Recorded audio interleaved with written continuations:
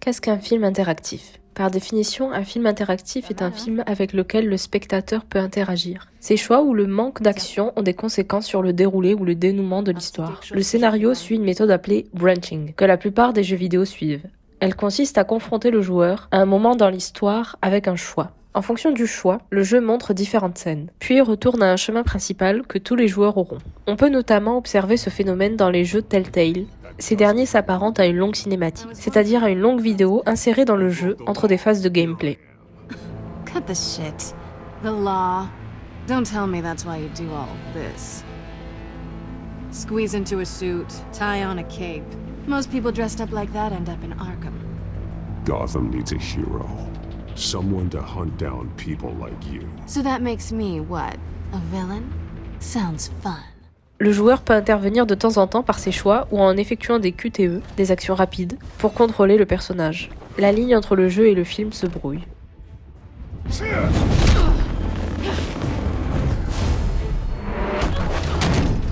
It's over.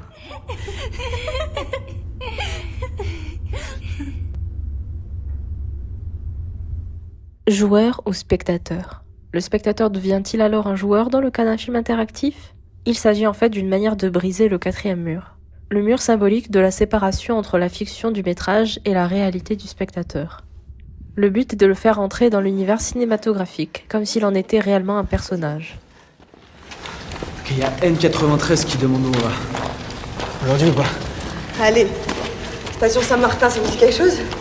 Station fantôme au quart de Paris, les gars. Je vous y emmène. C'est parti. Est-ce que vous êtes en couple? C'est pas moi, c'est eux.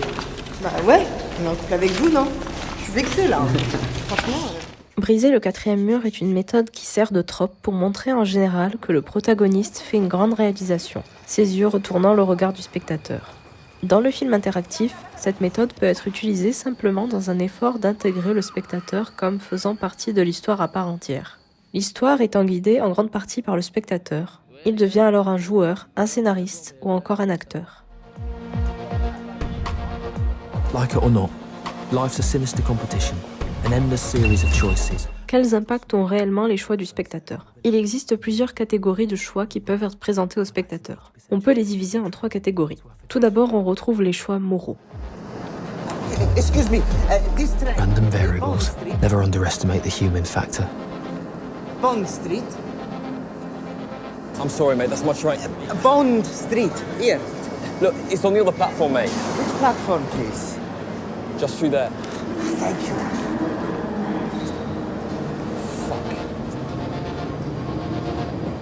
Leur but est de questionner les croyances du joueur et de les appliquer. Aider les autres ? Être malhonnête ? Pourquoi ne pas participer à un braquage ? Autant de chemins qui mèneront le personnage vers une route qui précisera son genre. Vilain torturé ou bien héros altruiste. Time to save the city. Le deuxième cas de figure est le développement de la personnalité. Le protagoniste se retrouve dans une situation épineuse. C'est le cas de Erika, du film éponyme. Une jeune fille se retrouve face à ses traumas passés en revenant dans le manoir de son enfance pour aider la police dans une enquête qui permettrait de retrouver l'assassin de son père. À travers ses yeux inquiets et paranoïaques, nous cherchons à qui nous confier, à qui faire confiance. Qui en sait plus qu'il n'en dit ? La fin des films peut parfois correspondre à une morale telle que l'on retrouverait à la fin d'un conte philosophique. C'est d'ailleurs la troisième et dernière catégorie, les choix de type conte philosophique. Les choix du joueur n'impactent pas vraiment le scénario du film. Ils proposent différents passages vers la même morale finale. Le film étant un voyage spirituel pour nous accompagner dans un questionnement philosophique. Comme dans Still Stand, où une jeune étudiante se retrouve seule en été avec sa dépression après une rupture amoureuse. Fera-t-elle le choix de tenter de retrouver quelqu'un, passer du temps avec ses amis, ou bien se morfondre dans un océan de tristesse ? Assez littéralement.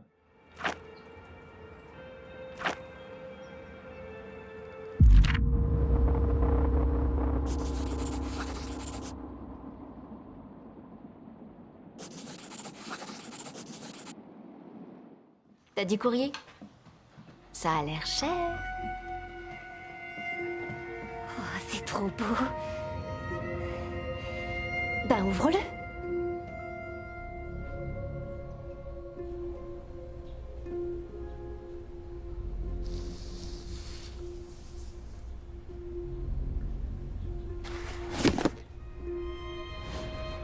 vache, c'est affreux. Méfie-toi.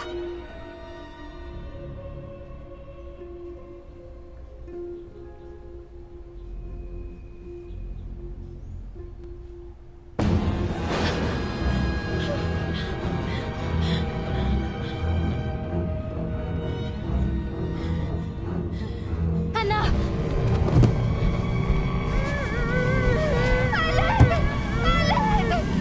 Allez, reculez. Laissez-lui de la place. Comme dans toutes les œuvres cinématographiques, la bande-son constitue une partie intégrale de l'expérience.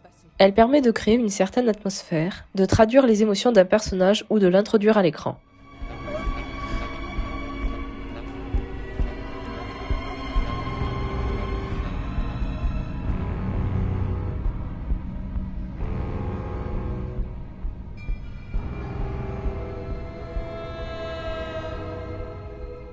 Des indications sonores peuvent aussi relier le film à l'interaction du joueur.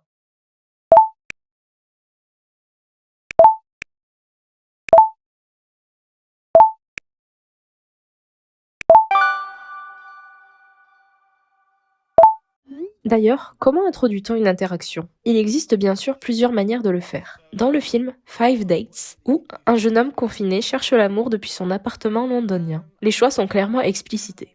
Ils sont souvent introduits par des questions. I've actually been a vegan for about 10 years. Do you mind if I ask what you eat? No, not at all. It's a very important detail right now, isn't it? In pretty much every relationship in life. You might not like it. You're a monster, you know that. Are you serious? I'm kidding. Puis, plusieurs choix apparaissent à l'écran.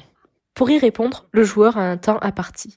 Mais le joueur peut décider de désactiver cette option dans les paramètres, ce qui donne un résultat... Footballers from my country are very good. Some of the best in the world, I would say, personally. That has to be a Spanish accent, surely. Gênant. Il y a aussi la possibilité d'introduire les gestes et choix du spectateur de façon plus subliminale, distrayant le moins possible de ce qui se passe à l'écran. De petits indicateurs visuels, notamment des raies de lumière, viennent montrer aux joueurs les différentes options. Les réponses de Erika sont toujours placées près de son corps et sont en phase avec ses émotions actuelles.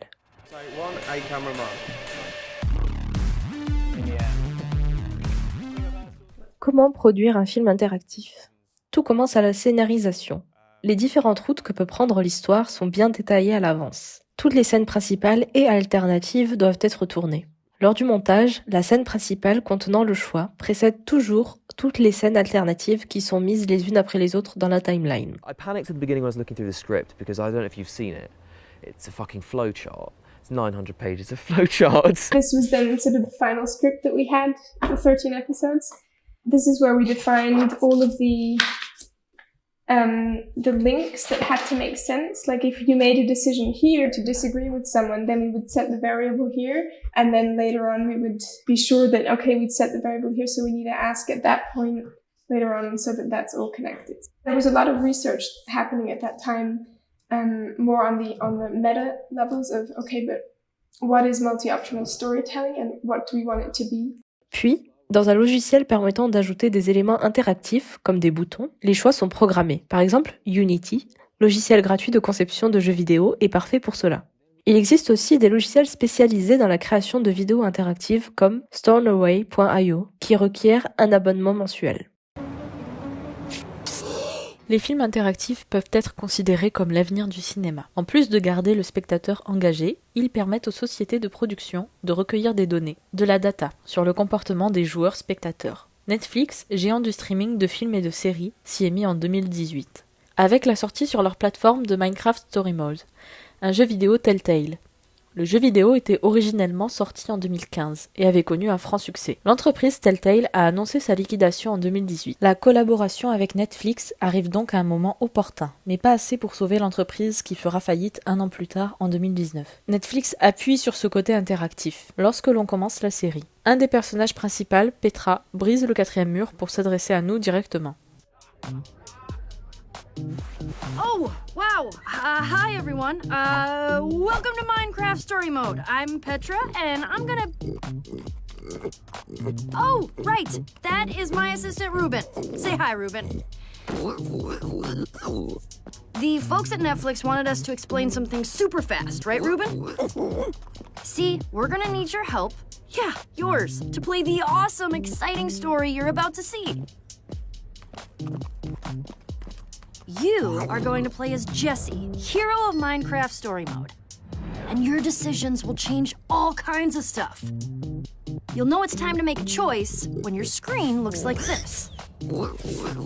All you gotta do is click on the left choice or the right one.